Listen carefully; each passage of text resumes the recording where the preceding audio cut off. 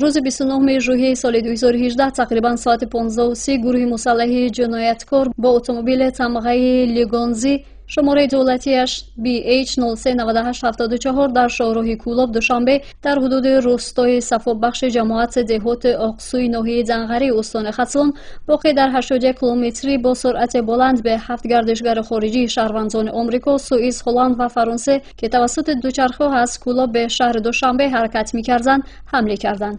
پس از زیر کردن آنها با هدف قتل با اشیاء برنده از قبیل چاقوهای بزرگ و تبر به عضوهای حیاتاً مهم گردشگران زده، زخم‌های سنگین وارد کرده از مکان حادثه فرار کردند. در نتیجه 4 تن از گردشگر خارجی اوستین جی، لورین اونی مونات شهروندان آمریکا، ویکی رین ویلیام تبع هلند، خمیل مارکوس تبع سوئیس کشته شده. 2 تن دیگر کیم ایریس و زمیند مارکولیر تبع سوئیس در حالت سنگین به بیمارستان ناحیه زنغره بستری شدند.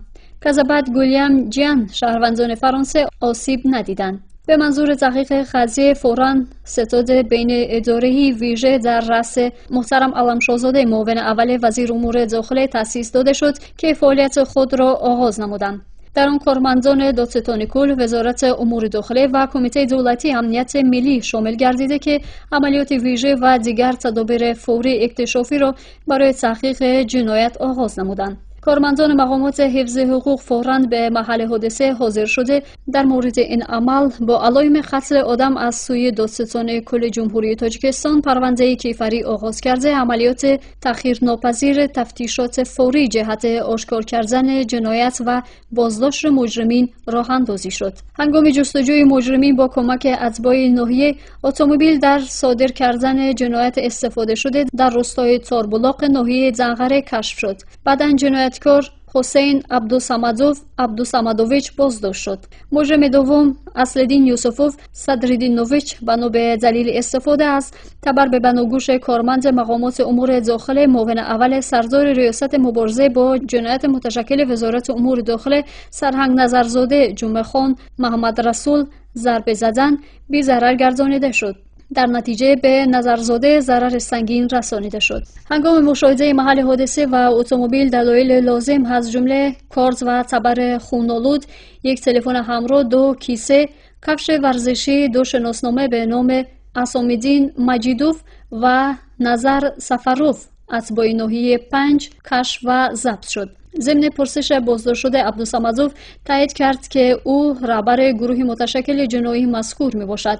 از نشانداد عبدوسمدوف معلوم شد که وی عضو حزب نهضت اسلام بوده. در سالهای 2014 تا 2005 4 بار به شهرهای قم و مازندران جمهوری اسلامی ایران سفر کرده تعلیم ایدئولوژی نظامی تخریبکاری گرفته در این کشور با ناصر خوجه عبیدزوف احتموویچ با تخلص خاری ناصر عضو فعال سازمان تروریستی و افراطگرایی حزب نهضت اسلام که در پیگرد قرار دارد ملاقات نموده با راه دادن بیعت به حزب افراطگرایی نهضت اسلام شامل گردیده است. فرمایشگر جنایت عبیدزوف که از سال 1992 عضو فعال سازمان تروریستی و افراطگری حزب نهضت اسلامی باشد، از سال 2015 در پیگرد رسمی قرار دارد. سپس عبدوسمدوف با رهبر خللدار ساختن امنیت جمعیتی و دولتی تاجیکستان تحت رهبری بی‌واسطه عبیدزوف جنایت مذکور را با بیرحمی ویژه با دیگر شریکانش صادر نمودند.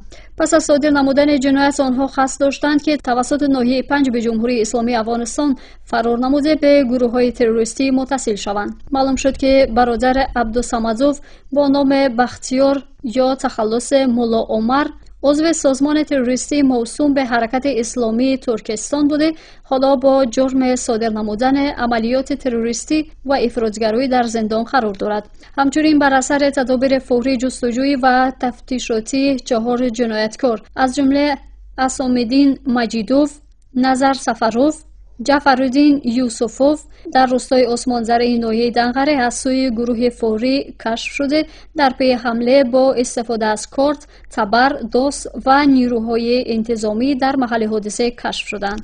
برای همکاری با این گروه متشکل جنایی اتباع شهر کولاب دلاور شریفوف، جمشید نظروف، اتباع ناحیه جیهون ویسودین سیفودینوف، و برای مبلغ گذاری به این گروه متشکل جنایی تابع شهر نورک غنیوف کرامت‌الله اسمت‌الله‌یویچ بازداشت شدند. باید گفت که جنایت مذکور کاملا آشکار گردیده افراد گمانبر عبدالصمدوف حسین عبدالصمدویچ متولد 11 ژوئن سال 1985 شبیه شهر دوشنبه بازداشت شد. اسامدین مجیدوف یار محمدویچ متولد 14 ژانویه سال 1999 تابع ناحیه 5 جماعت سیفالدین کبود روستای سیلگه. ظفرجان سفروف جمعیویچ متولد 14 نوامبر سال 1999 تبع ناحیه 5 جماعت سیفالدین کبود روستای سیلگه. جعفرالدین یوسفوف صدرالدینویچ متولد 11 ژانویه سال 1997 تبع شهر نورک خیابان تورگینووا خانه 14 اتاق 23. اصلدین یوسفوف دولتبیکوویچ متولد 23 مارس سال 1992 تبع شهر نورک خیابان تورگینووا خانه 14 اتاق 23 در اثر گذراندن عملیات بازداشت از بین برده شدند.